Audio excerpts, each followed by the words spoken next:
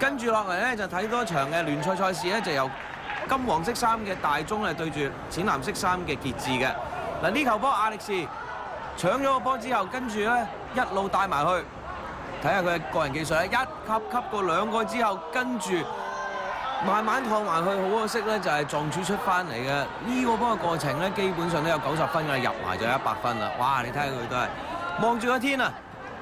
上半場0-0，我話下半場啦，林家偉一斬個波埋去，哎呀！突然之間咧有個大鐘嘅球員跣翻個波埋去自己龍門嗰邊，好可惜啱啱咧係柱邊出界嘅啫。如果唔係咧，傑志就可以領先1-0啊！憑住呢個烏龍波，角球短角球開出嚟，跟住盧比道底線一出，哇！居然兩個傑志嘅球員都頂唔到呢球波啊！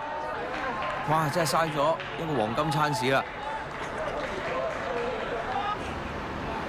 去到大鐘咧攞到個球，曾志孝頭槌一頂撞柱出翻嚟，哇！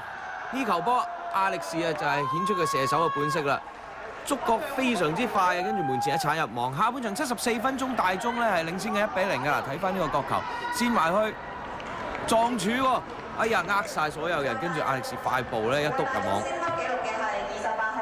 1-0。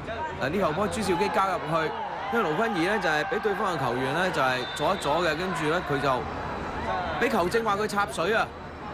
嗱，睇翻呢個波係點啊？佢心口控完之後，其實係有得一得佢嘅，跟住佢就成個搭咗喺度啦。哦，球證仲要咧係紅牌將佢驅逐離場啊！下半場77分鐘，傑志落後1球之下，仲要打少一個球員添。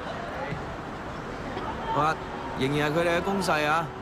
林家偉一拐過一個之後，左腳一拉埋去，好可惜過唔到咧大鐘門將嘅吳日海。結果呢場波大鐘1-0擊敗傑志，全取3分。